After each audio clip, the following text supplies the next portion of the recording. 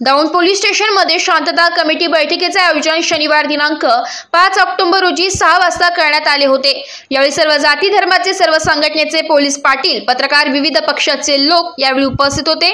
मार्गदर्शन करताना अतिरिक्त पोलीस अधीक्षक गणेश बिरादार हे म्हणाले की कायद्याला जो हात लावेल त्यांच्यापर्यंत आमचा हात पोहोचेल। यावेळी उपविभागीय पोलीस अधिकारी बापूराव दडस म्हणाले की खोट्या गुन्ह्यांना दौंड पोलीस स्टेशन बळी पडणार नाही, दोषी नसणाऱ्यांना पोलिसांकडून कोणताही त्रास दिला जाणार नाही। या बैठकीचे प्रस्तावना दौंड पोलीस निरीक्षक गोपाळ पवार यांनी केली आहे। त्यावेळी राजन खट्टी, आबा वाघमारे, बादशाह शेख, भारत सरोदे, भीमराव मोरे, निखिल स्वामी, आनंद पळसे, प्रकाश सोनवणे, मतीन शेख आदींनी वेगवेगळ्या प्रकारे सूचना मांडल्या। स्टार वन महाराष्ट्र न्यूज साठी प्रतिनिधी राजेंद्र सोनवलकर, दौंड, पुणे। पण वेळोवेळी ज्यावेळी असे जेव्हा दोन दोन सण एकत्र येतात त्यावेळी नेहमीच आतापर्यंत तुम्ही चांगलं उदाहरण घालून दिलेलं आहे।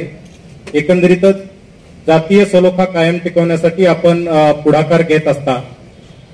आपल्या सगळ्यांच्या भाषणातून ही गोष्ट निश्चित झाली की दौंड या शहरामध्ये सगळ्या देशभरातले लोक येऊन इथे राहिलेले आहेत, वेगवेगळ्या राज्यातून येऊन लोक इथे राहिलेले आहेत, वेगवेगळ्या जातीचे आहेत, वेगवेगळ्या धर्माचे आहेत आणि सगळ्यांना गुण्यागोविंदानं एकत्रितपणे राहण्याचा, संचार करण्याचा, भाषण करण्याचं जे सगळं स्वातंत्र्य आहे ते आपल्याला संविधानानं दिलेलं आहे।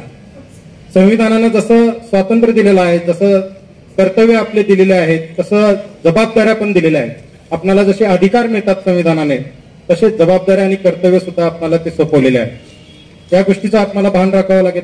आपण जे जे या ठिकाणी आता बसून आहेत, मला असं वाटतं की या लोकांना शांतता हवी आहे, सलोखा हवी आहे, म्हणून तुम्ही इथं आलेले आहात। मला बऱ्यापैकी आणखी काही लोक अपेक्षित होते, तिथे आलेलेच नाही। आमचा मेसेज त्यांच्यापर्यंत स्पष्टपणे त्यांना द्यायचा होता की तुम्ही कायद्याला हात घालाल तर आमचे हात तुमच्यापर्यंत निश्चितपणे पोहोचणार। जो कोणीही असेल, कायदा सगळ्यांसाठी सारखा आहे। जे काही मध्ये क्लिप व्हायरल झाली, मग मुसलमान लोकांना काय देशप्रिय नाही का? आहेच ना। ते तुम्हीच जर अशी घोषणा दिली तर तुम्हीच आमच्याकडे ते व्हिडिओ आणून देणार आणि गुन्हा दाखल करा म्हणणार। जो काही त्याच्यामध्ये आक्षेप घेतला गेला होता की पाकिस्तान जिंदाबादचे नारे दिले गेले, असं काही झालेलं नव्हतं। तसं जर झालं असतं तर तुम्हीच म्हणलं असतं, तुम्हाला पण देशप्रिय आहे ना,